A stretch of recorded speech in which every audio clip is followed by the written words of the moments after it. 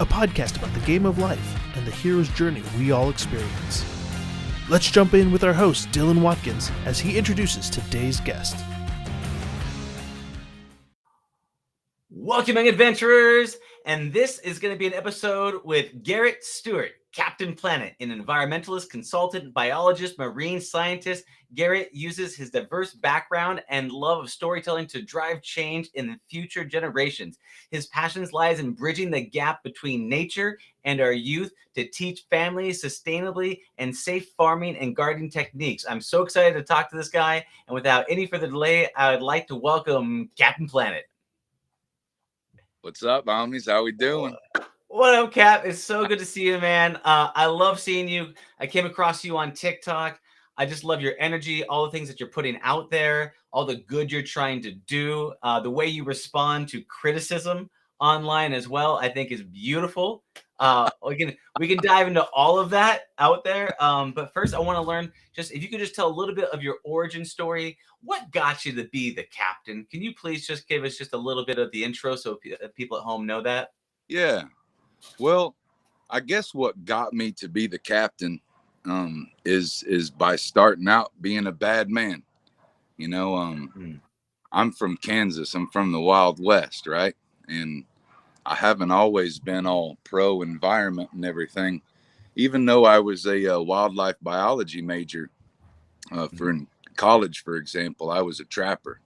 You know, when I talk about the homies, you know, the animals, you know, I used to pay for my books and my rent and everything by knowing these skills and trapping these animals and bashing them over the head and taking their furs to trade for bad things. And one day I was running my trap line and I heard this whimper, and it turned into a scream once it saw me. It was a little baby coyote, you know, like a little puppy. And my trap had broken its spine. There wasn't any saving this little guy. So I raised up that club one last time. And when I hit the trap, my hand got cut. And I saw myself through the eyes of that animal, you know, and what I saw was like the angel of death. I didn't like what I seen. And I went home and I melted down all those traps so that they would never hurt any of the homies again. And I say that that's the day that Garrett died and Captain Planet was born, because it seems like ever since that day I've been trying to say I'm sorry, you know, and using those same set of skills to help make a difference. I'm getting all teary-eyed already 3 minutes in, huh? That's powerful, man. You know, becoming Captain Planet was a beautiful tragedy, you know, and the scars that I still carry still to this day, to remember what I'm capable of, you know, and remember that not all of us start out as good people, you know, and I think that's why I get so happy, you know, because I come from a place where I'd seen a lot of bad things. And so to me, when I look at my life now, it's super fun and super positive, because like I went from a life of taking lives, you know, and killing, to a life of saving. You know, I still hunt, you know, I still fish and things like that. I can't say I'm vegan because I'm not. But if some old redneck Indian rancher from Kansas can change, you know, it's encouragement that the rest of the world can too. Yeah. You know, and it's been a process of letting go of some of that bullshit ego that us men carry around. That whole Gary Cooper, John Wayne thing that we all aspire to be. And it's some of that stuff that I still haven't figured out how to separate myself from, you know, because anymore things like that word ego is perverted, but honor and integrity, those fall in that same little category, you know. So it's about learning how to love and not learning how to kill all the time. For me anyway, I had to get a little bit of blood on my hands to become Captain Planet. It's a deep question to start out with, brother. Yeah, man. Oh, I honestly didn't know the origins of it, and but it's like to set out on a journey though like that. I mean, the pain really creates purpose Yeah, behind this stuff, right? And it's like unless you sit in a spot where you're like, I don't want to be here anymore, mhm, and then you start to climb yourself out of it. I've had my own situations where, like, I got in trouble with the law and I was facing a long time. And I was like, ooh, I don't want to do this no more. yep, And I said, I'm never going to be in this situation again.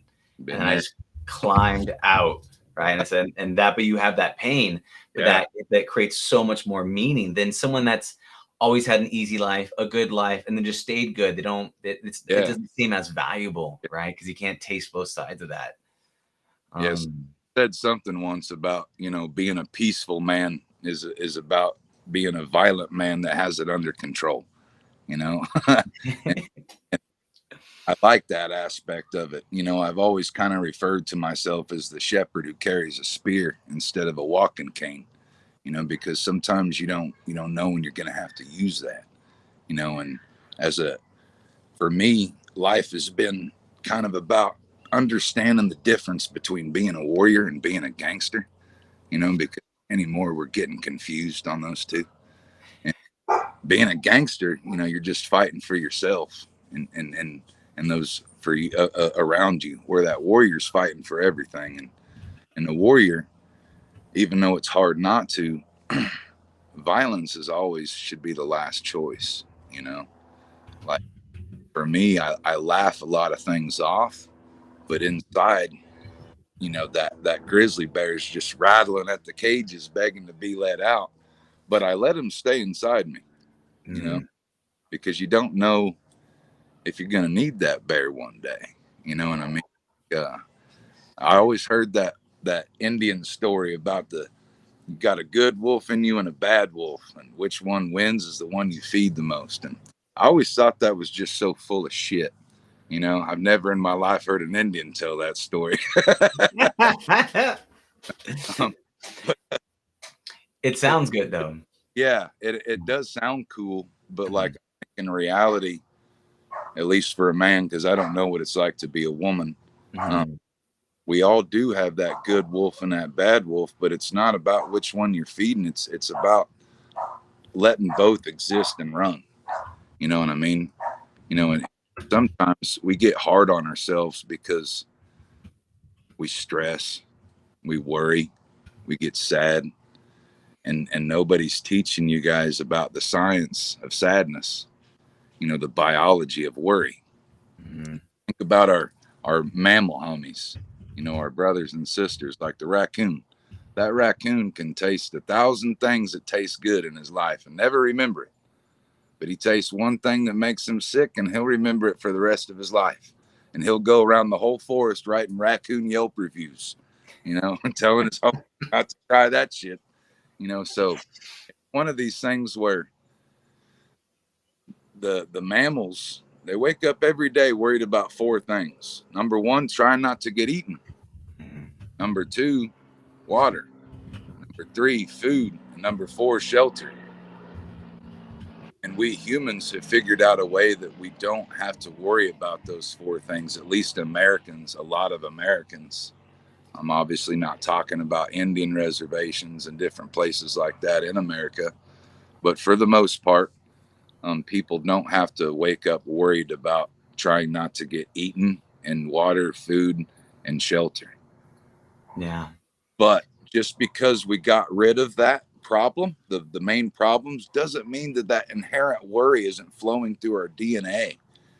So it's like sometimes if you can just remember as like your own little scientist, like, hey, these are hormones that are natural and chemicals flowing through my body, making me worried and making me negative, because that's how mammals are. When we start taking that mindset, it's almost like you can use science to take a step back and think to yourself, yeah, I'm going to give myself 20 minutes before I think about this again, or before I deal with this in my head, because a lot of times our problems are just between our ears. Yeah, yeah.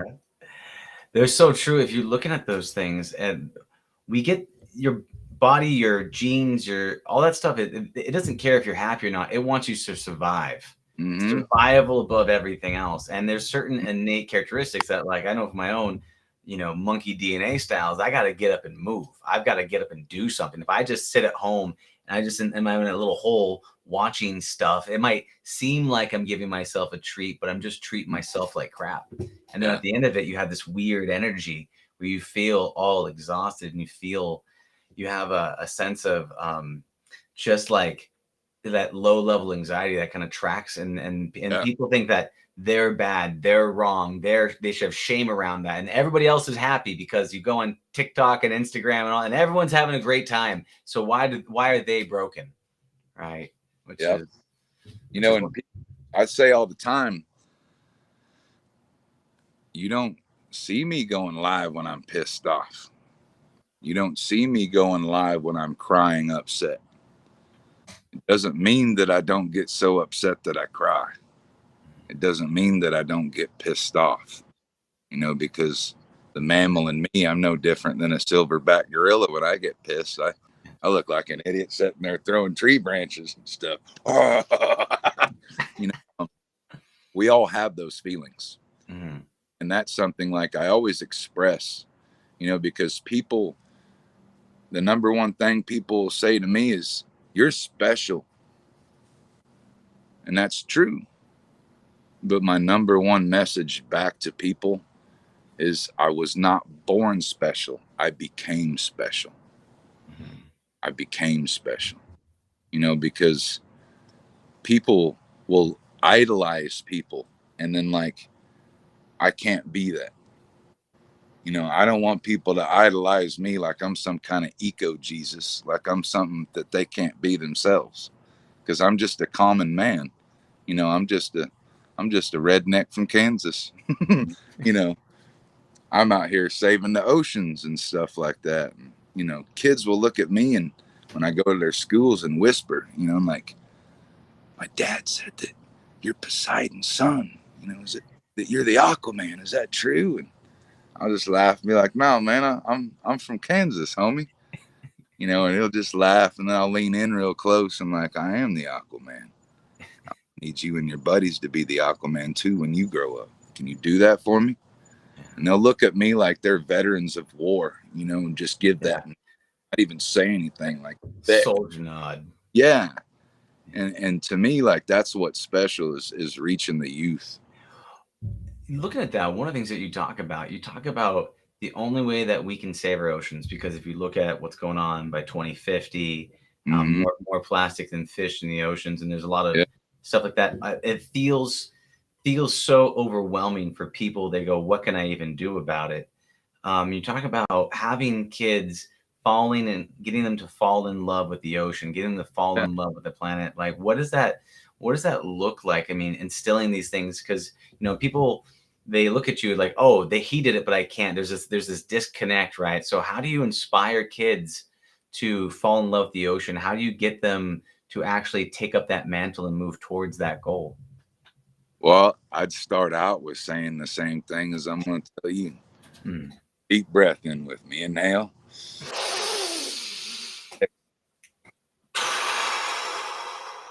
Now you got to shrug your shoulders, shake them around a little bit, because I've got a deep breath. Deep, get in real deep as you can.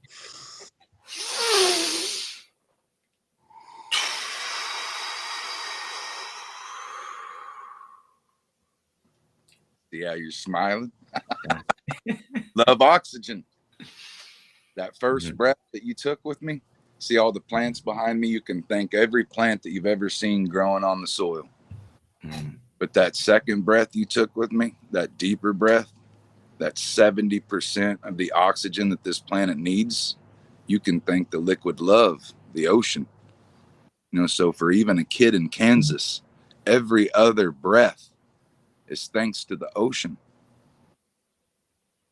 So even the rain that falls on his parents' crops in Kansas, that rain comes from the ocean. One day it returns to the ocean. So we got to protect our water. People grow up being disconnected, even though the connection is all around us. We just grew up in a world that doesn't allow us to sit still long enough to just plug in our roots again. Yeah. So getting connected to the ocean, you don't have to live 5 minutes from the ocean. You can simply just breathe and be connected to Mother Ocean. 700 million people survive on coral reefs per year. And that's just the corals. That's not the oceans. Corals are less than 0.01% of our ocean surface area. That's how important this is. So even for that kid in Kansas, there's only so many cows, right? Mm-hmm. So you save that reef, you save the food. Save the food, you keep the peace. Mm.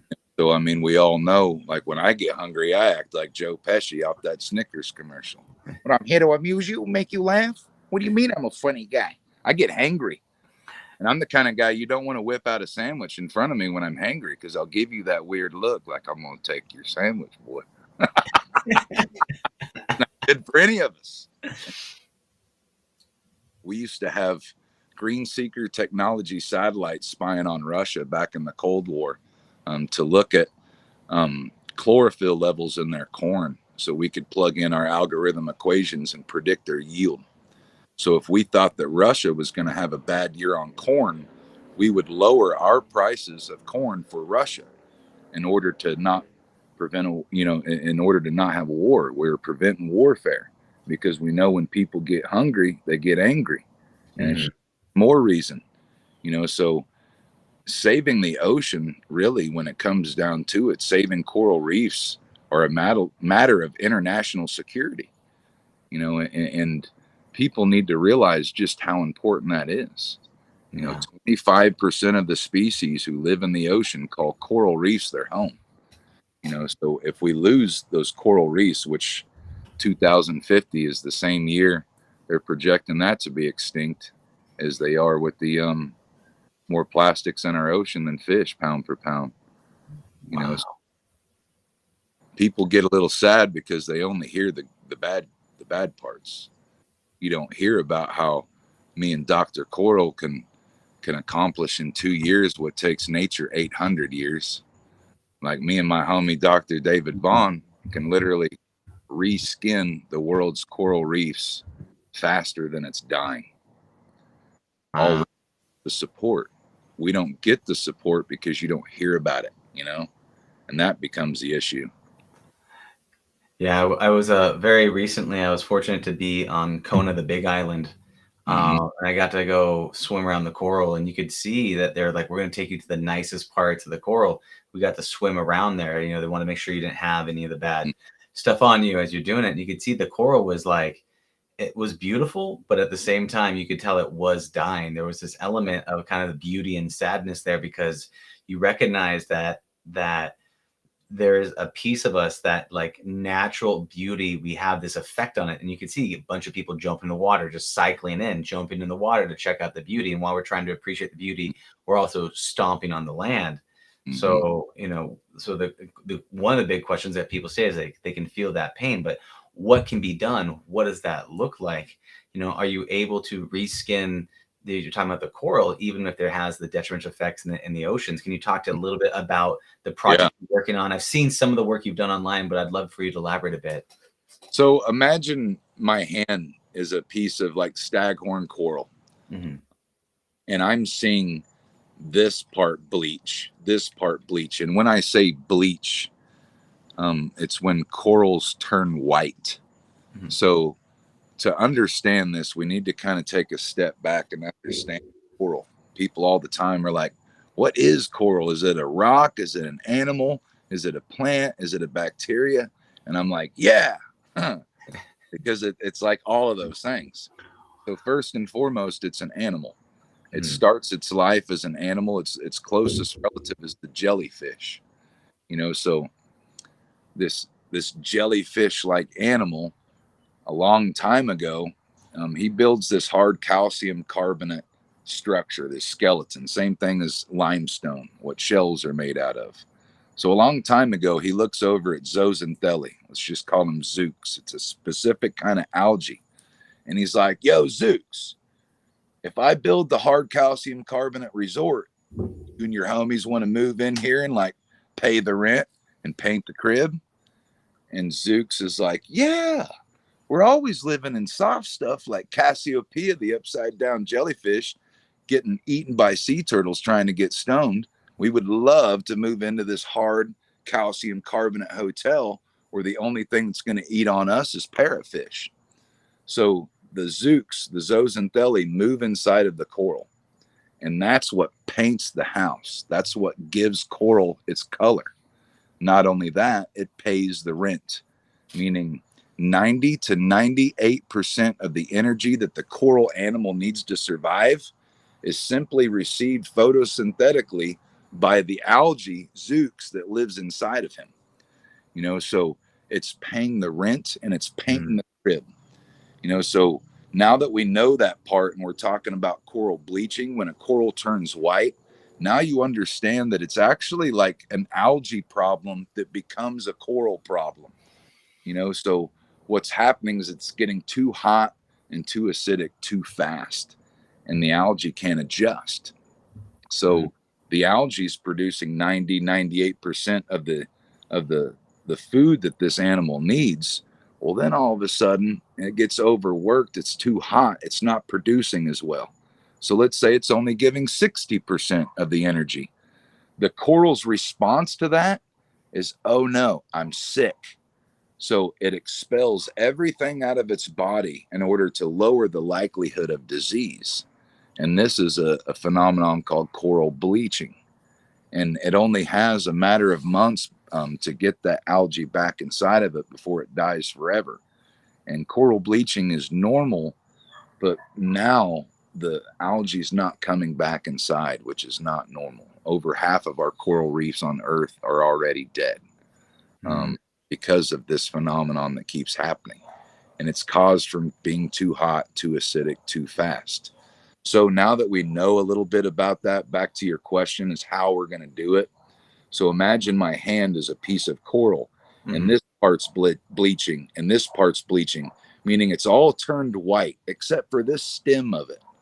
For whatever reason, the genetics in here, the genome, is more adapted to the climate change. So we cut that off with a saw, and we take it back to a lab, and it's called microfragmentation. So we fragment this coral into all those little holes. We separate them because a few years back from an accident, we figured out if we did that, we can grow in 2 weeks what used to take 3 to 5 years to grow in a piece of coral. And we take those corals and we plant them back out onto the reef. So let's say there's a rock this big as me. I can sit there and take the coral with the same genomes, like that same stem, and I can go bloop, bloop, bloop, and basically plant polka dots. And in 2 years, all those polka dots fuse together, and that whole boulder will be covered with live coral again. Wow. Saying reskinning a reef, that is actually what I'm meaning. So for those nerds that are really into that, you can buy Dr. Coral's new book, Active Coral Restoration. It is a very nerdy read, but a great read. That's super powerful, and that's amazing. So, if I understand you correctly, so what you're doing is you're taking the last pieces of the coral that is the most resilient, breaking it apart, and you're reseeding it, almost like a hair transplant or something like that, where you're taking the parts that are the most resilient and you're moving it from the rich neighborhood to the poor neighborhood and letting it reseed around and do its thing. Exactly. That's powerful. And so then we grow corals that we're predicting will survive in the oceans that we are seeing 50 years from now, more warmer, more acidic oceans. We don't want to regrow the corals that are already screwed and that are already dying. It doesn't mean that entire species have to be eliminated. It means that specific genomes are being concentrated upon in those species. We're looking at genome number 56 when it comes to staghorns, and this and that. And it's cool how science can help, and Dr. David Vaughan, who's who's the leading scientist in the world is in coral restoration. This is his work that I'm talking about. You know, he told me once, you know, Captain, technology got us into this pickle, but it can also be technology that can bring us out. You know, he right now is up for an X prize where he could potentially get $100 million from Elon Musk to help restore coral reefs. You know, so there's cool companies out there, you know, like Patagonia and North Face and all them who do the 1% for the planet, which I actually just reminded I got to send an email back. I got accepted into that program. What that is Congrats. companies who want to have a voluntary tax, they donate 1% of their profits back to environmental nonprofits that are doing things like me to help the world out in regards to climate change and stuff like that. You know, so Patagonia alone donates about $100 million per year to different organizations like mine. You know, so it's really, really cool. You know, and I think that it would be neat if some companies who don't want to voluntarily have that tax could just go ahead and have that tax anyway. You know, Mike Jordan, what the hell have you ever done for me and my planet? Nothing. Yeah. You know, other than having kids getting shot out in the streets to buy your shoes that are made in China. How about you get taxed 1%? You know, like Mosaic, you know, Monsanto, why aren't they paying a 1%? Why is it North Face? You know what I mean? Yeah. Well, it's and they're taxing some poor small business appliance store, you know, or the guy who does framing for paintings and stuff. Like, no. But some of these giant corporations that are known for polluting, you know, they need to be considering being put on that tax as well. Yeah, we have a weird thing here where, like, in the US, we have the game of capitalism, right? Mm-hmm. That's the game. The game is make as much money at all costs.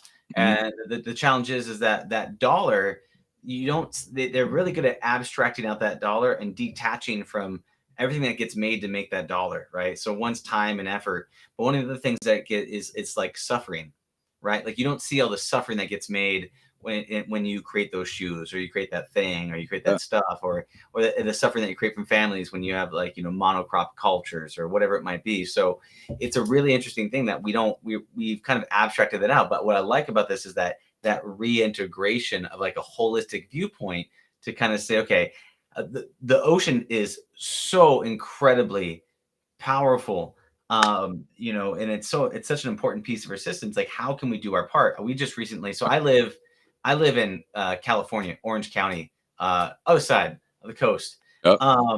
And we recently had one of the largest oil spills right off of our area that just happened like a couple weeks ago.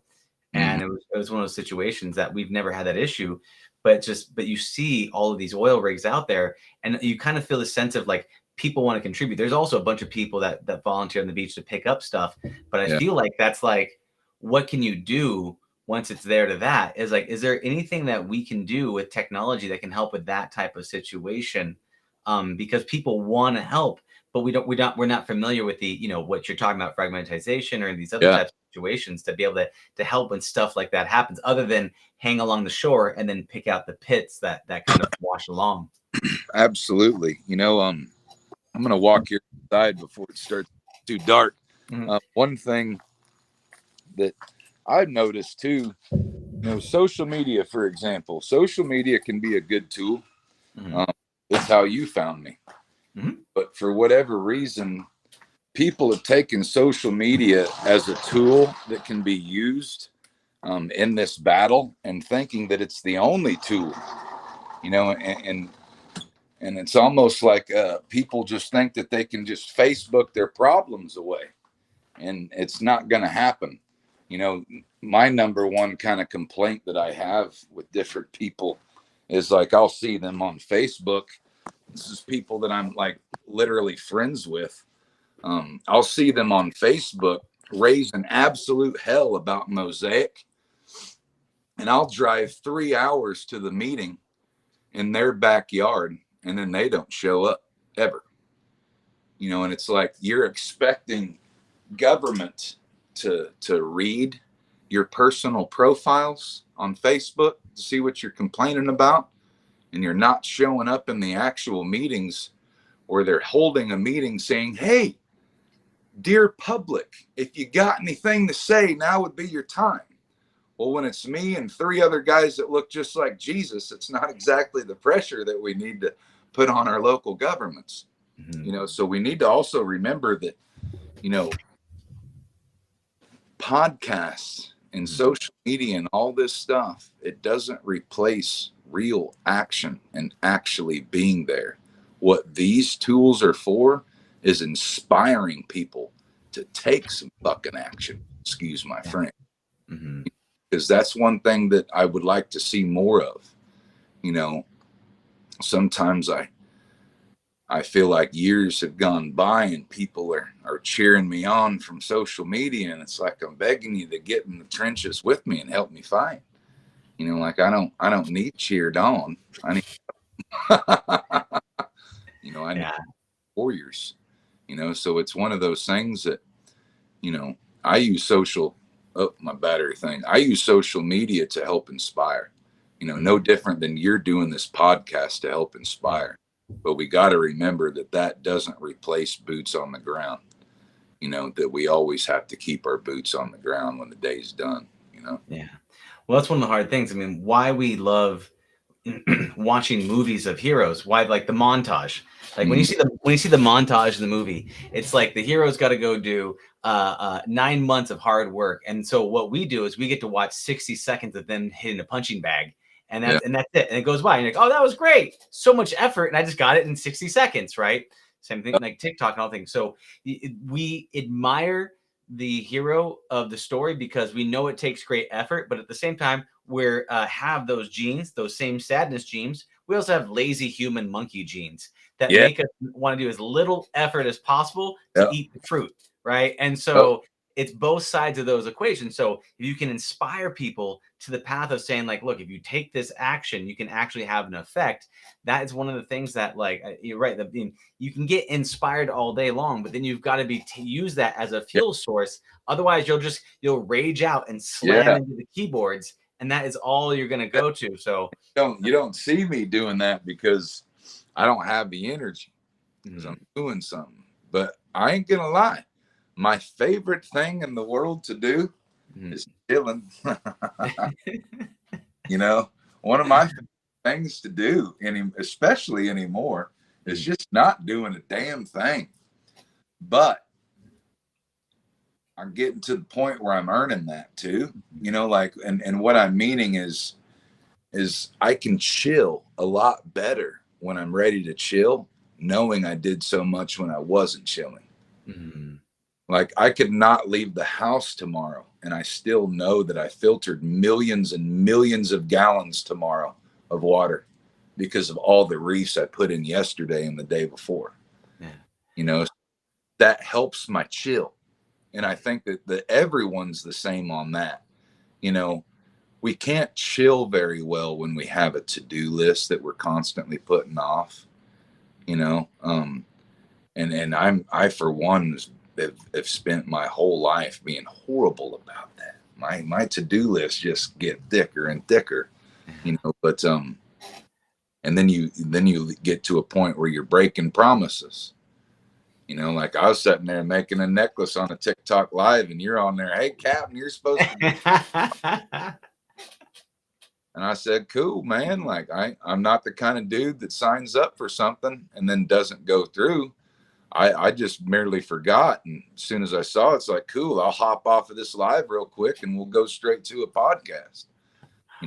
But I can verify that. Yeah. That was pretty funny.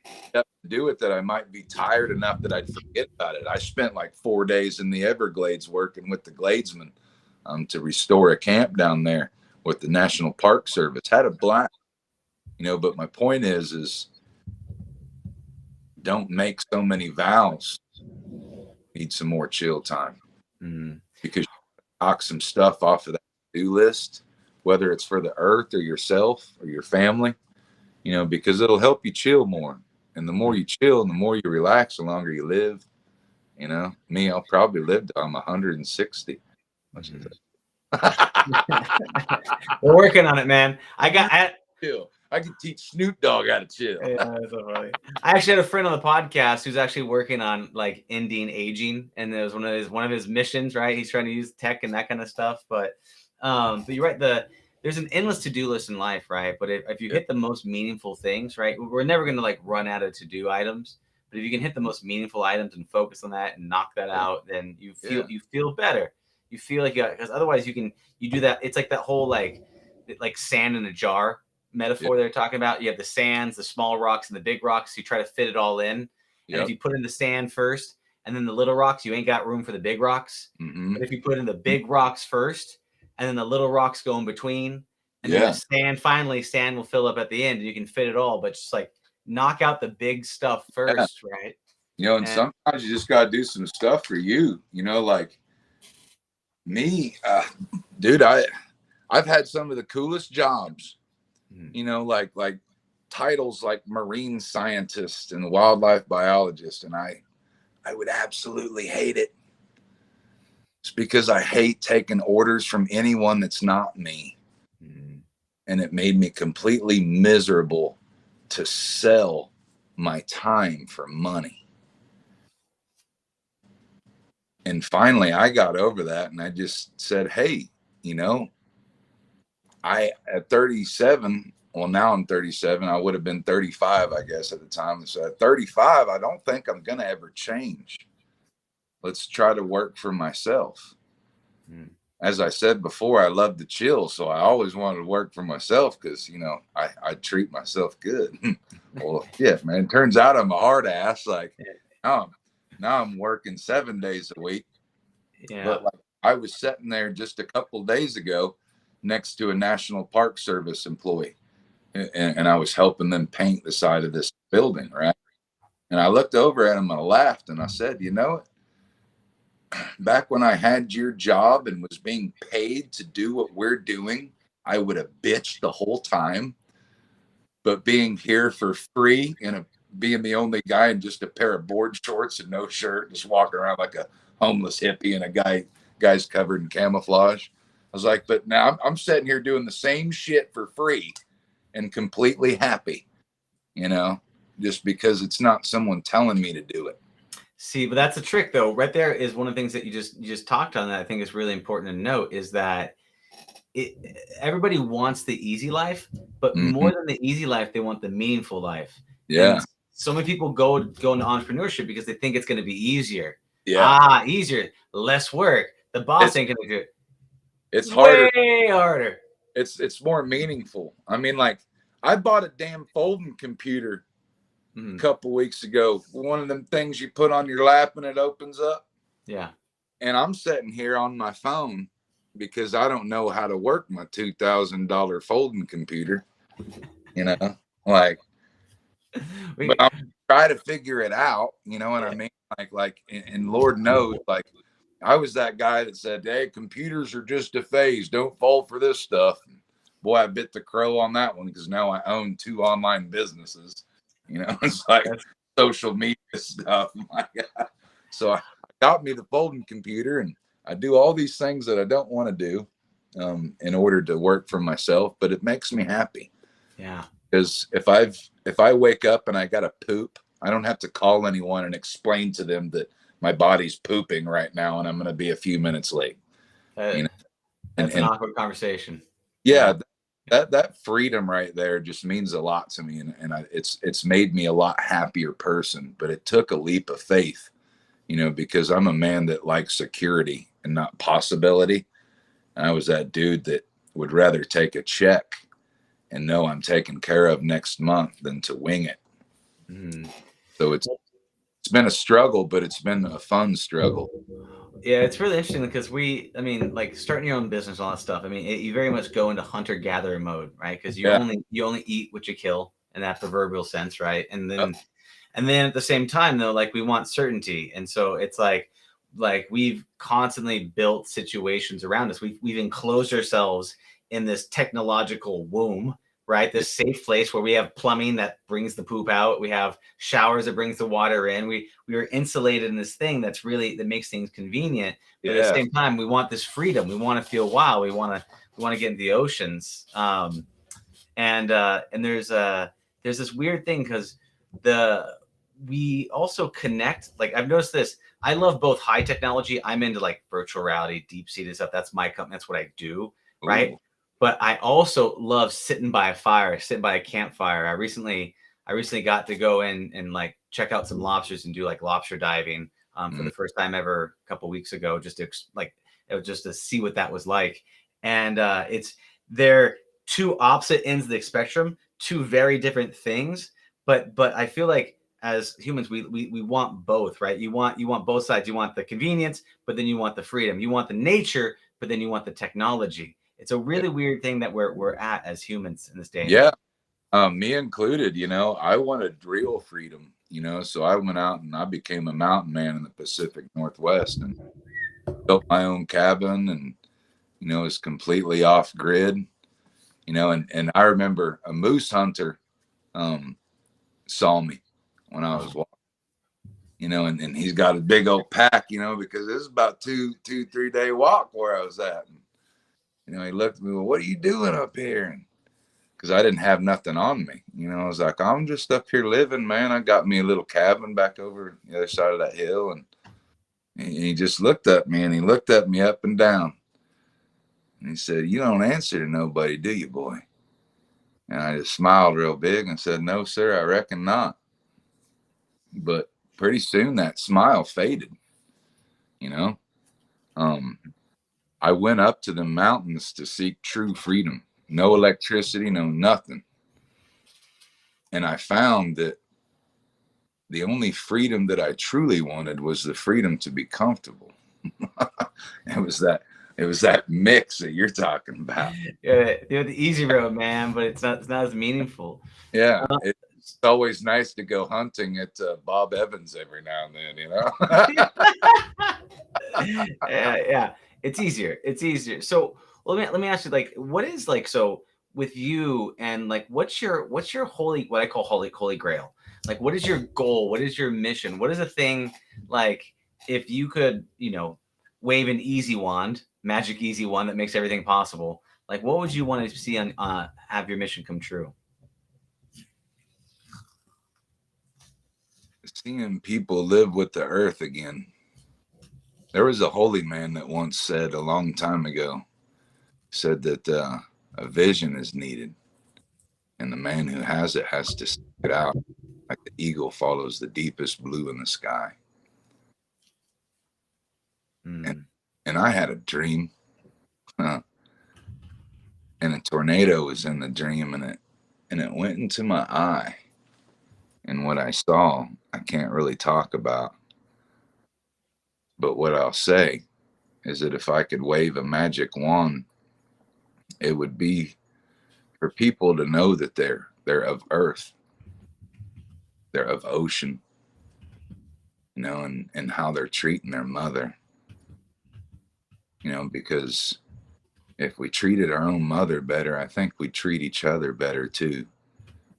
And all this fight between black and white and red and yellow and all this, and just understand that we're all creatures of earth, and anybody claiming to understand a God would need to understand that their God created this too.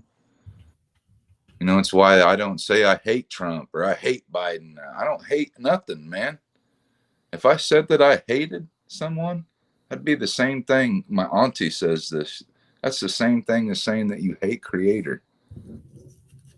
It's about understanding all these different feelings and stuff. And I feel like if we lived more in tune with the earth, because we're still cavemen, we just figured out how to build our own caves that have the pipes of shit.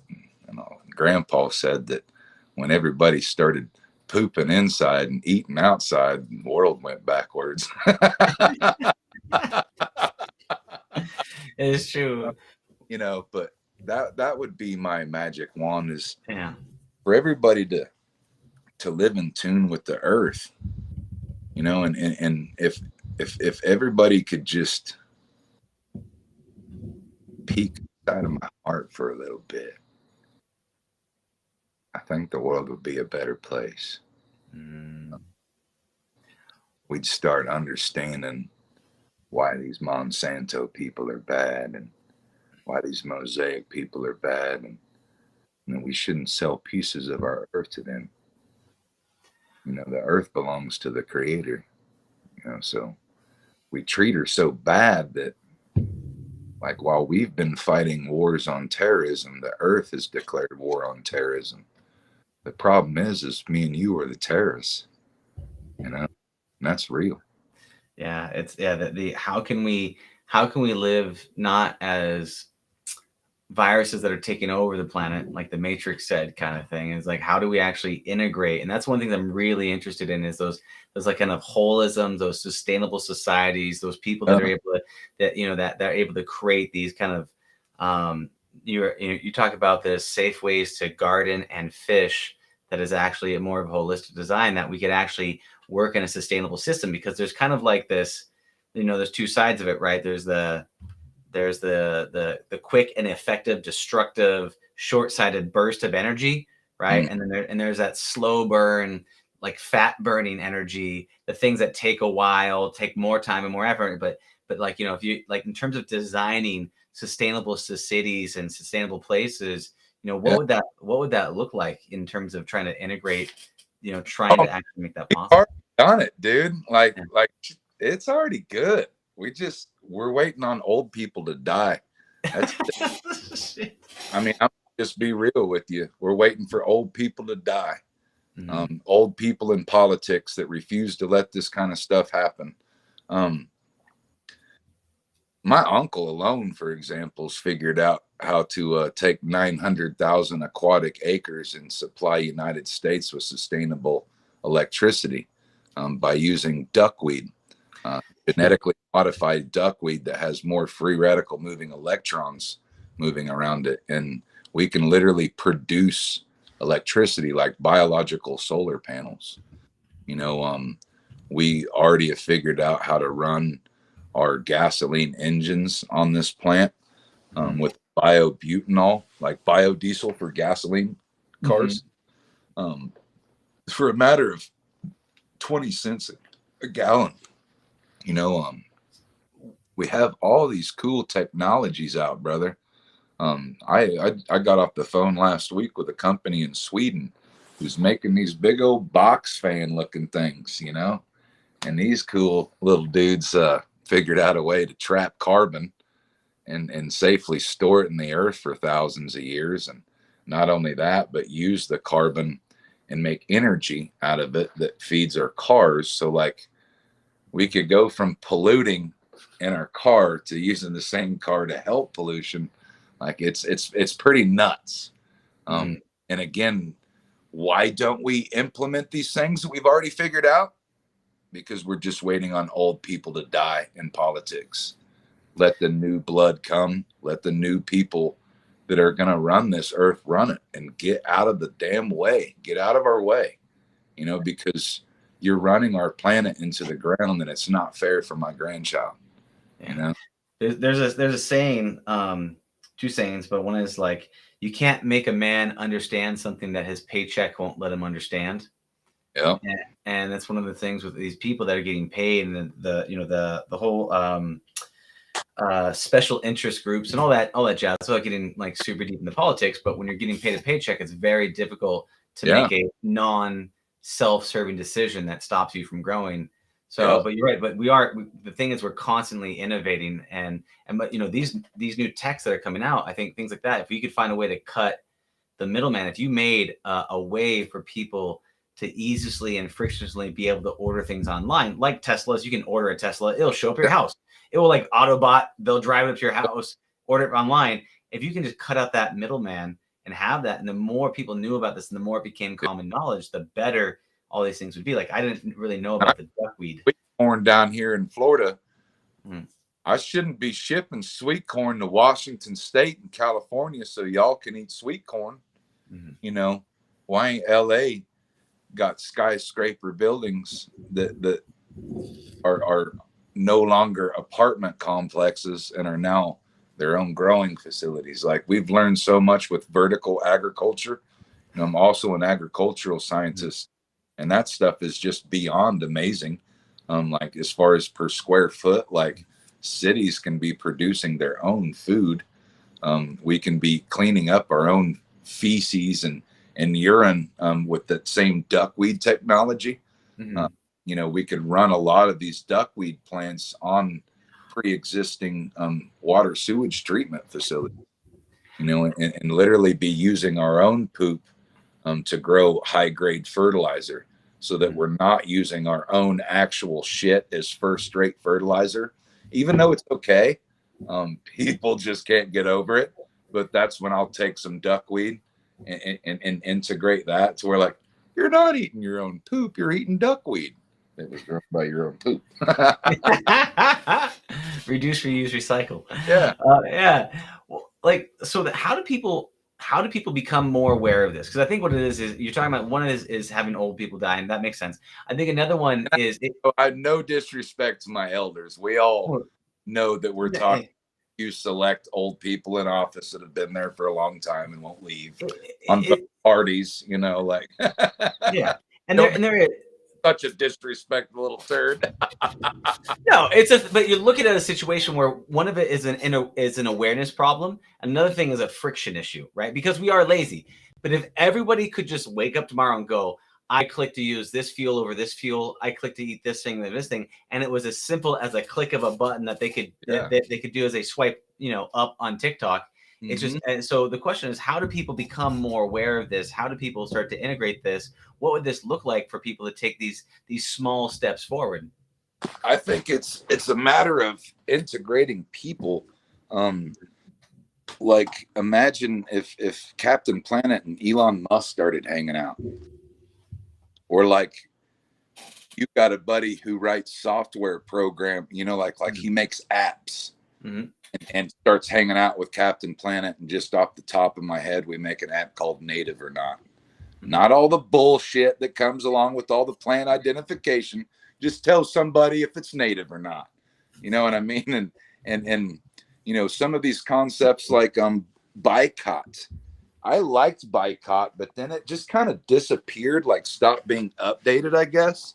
I don't know what boycott is. What boycott is this cool app that was you pulled this app open and basically went through your morals. Like, if you're anti GMO, like Monsanto, or let's say you're vegan, you go in and put all your personal information, and then I could be at Publix and literally take my phone and scan the barcode on the ketchup, and it'd be like, yo, Captain Planet, there's 8 different reasons why you shouldn't want to buy this Hunt's ketchup. And a different one, like the Green Wise of Publix, and it'd be like, hey, so it's taken technology, because you don't know that that Nestle owns Hot Pockets. When you're like, yeah, fuck Nestle, I don't want to support Nestle, I'll stop buying their candy and their water. Well, you don't know Hot Pockets is Nestle. You don't know that all Kellogg's is Monsanto and Doritos is Mosaic and all these little things. But that was a cool app that like allowed you not to have to spend hours per day learning all this crap, and simply just scan the stuff at the grocery store, so you know that your dollars are making a bigger impact. Like, I don't want to support Tyson, I don't like Tyson, I don't want to support them, and then, but I don't know that Maria Callender's is owned by Tyson, and I might be wrong on that one. Yeah. But there's a lot of those things that it makes it hard. If you want to truly boycott Nestle, you don't realize all the different things that Nestle owns. Yeah. I think that was a cool one, but like taking that and taking it to different levels, you know what I mean? Like making it to where there's different places like dive shops or whatever that have these scales where you go take your trash and they weigh it on this scale, and it goes up to this other app that like keeps track of how much trash people are pulling out, because when somebody's like, cool, I picked up enough trash. Well, they say to themselves like, well, shit, man, I want to win today, you know. And then they have like personal thing, like Johnny Smith got the most pounds, like Natalie Daniels got the weirdest fucking trash, you know what I mean, like different categories, like I mean, so what you're talking about is like, I mean, you turn it into games, right? You're creating these systems that are easy and frictionless, and you know, a lot of what this podcast is about is like the game of life, right? And it's about how do you turn things into games, how do you turn your mission into games, how do you do these things, and I've seen people, I've seen interesting game models that people have done that, like, instead of there being an if you drive over the speed limit, you get a ticket. It's if you drive under the speed limit, you get into a lottery. And so the whole thing is that the more times you pass it, you go into line. So everyone is trying to do that because now they're in that. And then there's other ones that have the same thing. I think they did it with trash, where when you put a trash away, you get like a lotto ticket, and then you don't know who's going to win. And so you're competing and stuff. So those things are incredible. And people that can take those and integrate those things and actually roll them out into systems are mix things up, man. You know, like, you ever pulled up in a drive-through and then like you don't have to pay for your thing because the person in front of you paid for it? Literally happened to me 2 days ago. 2 days ago. Ain't that the coolest thing in the world? Did you not pay for the person behind you to have the same experience? I tried, and they said, "Oh, they already had the same pay for it." I was like, "Can I pay for them?" Right? Yeah, I felt that reciprocity of just like, "Oh my god, that was really cool." Yeah, that unexpected, you know, that can catch people, you know, and you know, teaching like I've been trying to do like educational invasive plant species, like to where, you know, I saw today there was a post a mother made of her kids out there cleaning the air potatoes in a neighbor's yard. Oh wow. And I was like, there's my kids right there. That's because they're hanging out with Captain Planet so much. Like, because, you know, they're already learning what's in their neighbor's yard is going to be in their yard. You know, as a wheat farmer, I take care of my neighbors, you know, because if I'm growing wheat and I let my neighbors grow shit wheat, then their genetics, when the wind, it comes into my wheat and it lowers my wheat. You know, so that's why we take care of our neighbors, because your wheat is only as good as your farmers or your neighbors, you know. So it's that kind of same concept, you know, that, and we make little games with these air potatoes, like who collects the most and who collects the weirdest, you know, like the weirdest shaped one, you know, and just whatever we come up with, you know. And it's all about having fun with it and being involved. See, that's the other bit, is fun. People take this thing so seriously. They Oh get yeah, I'm so always having fun, dude. yeah. Always. And that's the thing. If you can have fun with the kids, teach them some things, and you have the transformation be the byproduct, right? You have like, okay, guys, we're gonna pick up the trash. I saw one guy that they did. They were online. They did trash pickups, but then they did and then they did parties. It was like a trash pickup then party. And so they had the DJs come out. They had this stuff. So everyone got all the trash. Whoever got the most trash, all that stuff. And then DJ, I was like, and they would go all around. This is how we do it. I can dig. That's what I'm talking about, man. Because it's definitely for you. But that's what we need. We need more people having fun, doing good. If you can have fun, do good, and inspire other people, it's so important. I think bad as the media wants to make it sound like, as a scientist, I'll tell you, the earth ain't dying, homie. The earth's changing, and she's got a right to change, just like you have a right to change. If you're too hot, do you not put on some board shorts? You know, how would you like some damn squirrel telling you that you shouldn't be able to put on board shorts? Like, that's how we take climate change, you know what I mean? It's about us not adding to the problem, us not making her change too fast. Like with coral reefs, that's on us. You know, corals have been around for 550 million years. So it's on us that over half of them have already died. But it could be on us to bring it back, like Jurassic Park days, man. You know? Yeah, and that's the power of the technology, right? Is it, as long as it's just technology, it's a magnification of intent, What do you want to do with it? Do you want it to order Amazon to your house? Which nothing wrong. I very much enjoy that. But also being able to actually do some good with it and use it for good, which is one of the things why I'm so excited to talk to you, because I know you have these coral reef projects, you have these other things. I know there's people that are building sustainable cities that just don't know about this tech. They don't know how to integrate it. And I know there's a lot of like UN sustainable development projects where people are building sustainable cities. And I think, if any of them hooked up with you on how to do this type of stuff and actually integrate it, I think it'd be a powerful thing. Oh, yeah, absolutely. It's just getting the right people together. Yeah. And that's where some of this social media stuff can be a great tool. Because people who know something, like they'll see me, and that's why I was on the phone with this company in Sweden, like them trying to get me to support them because they know that people pay attention to what I say. Mm-hmm. It's like me checking them out, like, yeah, this is cool. I can get behind this. I'm not making no money off of it. I'm not doing some commission thing. Like, it's just simply because I care. You know what I mean? 100%. But sometimes you go enter Captain Planet in the promo code. Straight, I get a little commission. Hey, you go get a job too. Yeah. Win-win, man. It's a win-win, totally. And things like, if you can find something that supports you and you support the world at the same time, you support people around you, there's a bunch of different ways to do it. So Cap, with that, all that being said, one, thank you so much for coming on. I really appreciate you being flexible and popping on, man. I've really enjoyed chatting with you. So I was walking to my charger. Well, we're getting towards the top of the hour, so what I'd love to say is there anything else you'd like to let people know about before you tell them how they get a hold of you and find more about the good work that you do, brother? Yeah, so I mean, I haven't even mentioned the fact that like I do artificial reefs. So this is something super cool to where these are more like artificial mangroves that go underneath docks, so you don't have to have permits.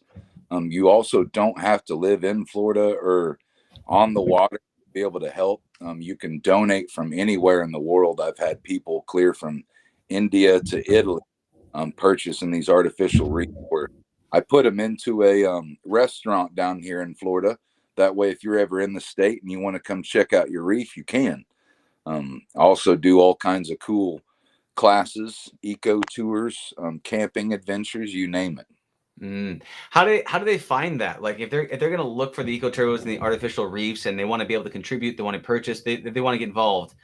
Like, what is that? How do they find you? The ecopreservationproject.com. I even make like some cool eco swag. I just made this one when you caught me on that live with the alligator scoop, some old Indian trade beads and stuff on there. Oh, that's beautiful, brother. So if you get a chance, support Captain. This is a really cool mission. This is something that I love what you're doing, dude. You put out a ton of great vibes. I found you on TikTok, but I know you're all over the place. I know you have a YouTube and a bunch of other channels. So ecopreservation.com, correct? Yeah, ecopreservationproject.com. Ecopreservationproject.com. The name's Eco Preservation Project. Love it. Thank you so much for your time, brother. I appreciate all the good work that you do. Keep it up, Cap, and I'll see you on the other side, okay? Bet, dude. I had fun, man. Thank you for having me. Me too, brother. Appreciate you. Take care. Bye now. Bye now. Thank you for listening to the Heroes of Reality podcast. Check out heroesofreality.com for more episodes. While you're there, you can also take the Heroes quiz to find out what kind of hero you are. Or, if you have a great story and want to be on the podcast, tell us why your hero's journey will inspire others. Thank you for listening. See you on the other side.